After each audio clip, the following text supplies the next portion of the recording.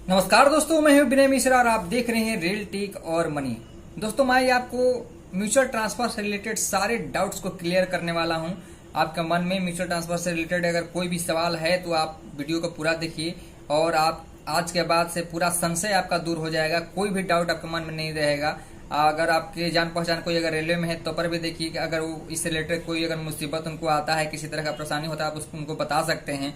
तो दोस्तों, क्योंकि हर किसी के परिवार में कोई ना कोई रेलवे में होता है और ये म्यूचुअल ट्रांसफर का संबंध सबका होता है। क्योंकि सब कोई दूर दराज के क्षेत्र में अगर ज्वाइन करता है तो चाहता है कि अपने घर के पास जाएं और वहीं पर अगर जॉब अगर हो जाता है, रेलवे में अगर ट्रांसफर हो जाता है तो सब कोई चाहता है कि हो जाए। तो और हर किसी को कुछ ना कुछ परेशानी होती है, कुछ ना कुछ डाउट्स होते हैं। तो दोस्तों, आज डाउट क्लियर कर लेते हैं। तो चलिए हम लोग स्टार्ट करते हैं। अगर अभी तक आपने हमारा चैनल सब्सक्राइब नहीं किया है तो नीचे दिए लाल बटन पर दबाकर सब्सक्राइब कर लीजिए और बेल आइकन को भी दबा दीजिए ताकि आने वाला वीडियो का नोटिफिकेशन आपको मिलता रहे। दोस्तों, म्यूचुअल ट्रांसफर रेलवे कर्मचारियों के लिए एक वरदान है। ऑन रिक्वेस्ट सबका नहीं हो पाता है। दो तरह का ट्रांसफर हम लोग को होते हैं, एक होता है म्यूचुअल ट्रांसफर, एक होता है ऑन रिक्वेस्ट ट्रांसफर। लेकिन म्यूचुअल ट्रांसफर के बारे में आज मैं बात करूंगा दोस्तों। तो म्यूचुअल ट्रांसफर में बहुत सारे डाउट्स लोगों को होते हैं।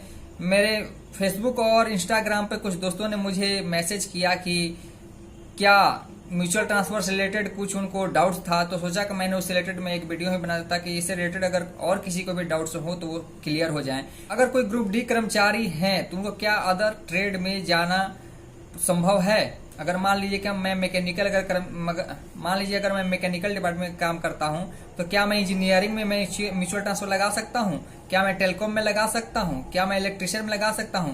तो हाँ दोस्तों, अगर आप ग्रुप डी कर्मचारी हैं तो आप मैकेनिकल के अलावा भी जा सकते हैं, किसी अदर ट्रेड में भी आप इंजीनियरिंग में जा सकते हैं, टेलीकॉम में जा सकते हैं, आप जा सकते हैं। कोई पाबंदी नहीं है इसमें अगर आप ग्रुप डी कर्मचारी हैं तो। लेकिन अगर आप कोई टेक्नीशियन है, अगर tech third, tech two, tech one है तो आपको सेम ट्रेड में ही जाना होगा। और साथ में अगर उसका भी मैं आगे बताऊंगा कि उसमें इसके अलावा और क्या क्या चाहिए। अगर ट्रांसफर अगर आप टेक्नीशियन है तो आपको क्या करना होगा। तो दोस्तों, अगर ये पहला जो डाउट था ये क्लियर हो गया। दूसरा डाउट क्या होता है दोस्तों, आप मैकेनिकल में है तो अगर आप फिटर हैं तो आपको जो ट्रांसफर अगर म्यूचुअल ट्रांसफर होगा तो आपको फिटर लड़का ही खोजना पड़ेगा। अगर आप क्रेन ड्राइवर हैं तो आपको क्रेन ड्राइवर लड़का ही खोजना पड़ेगा, आप अदर किसी में नहीं जा सकते हैं। तो दूसरा डाउट ये था दोस्तों। तीसरा डाउट क्या है दोस्तों कि क्या इसमें मेडिकल कैटेगरी भी सेम होना चाहिए? क्या मेडिकल कैटेगरी का भी अंतर होता है?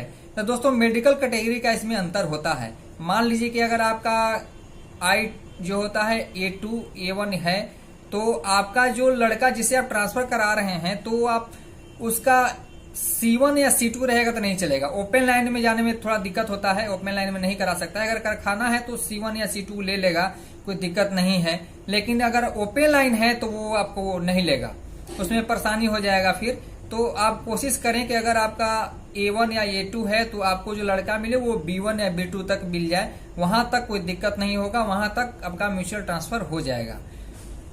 तो ये तीसरा था दोस्तों। चौथा कास्ट का दोस्तों इसमें कोई फर्क नहीं पड़ता है कौन से कास्ट हैं। लेकिन कुछ जगह पर ऐसा है नियम की, जैसे कि मान लीजिए कि अगर आप यूआर हैं तो SC ST से अगर आप म्यूचुअल ट्रांसफर कराते हैं तो उससे प्रॉब्लम होगा कि म्यूचुअल ट्रांसफर उससे नहीं करा सकते हैं। लेकिन बहुत जगह होता भी है दोस्तों। तो ये अलग अलग जगह का ये अलग रूल हो सकता है।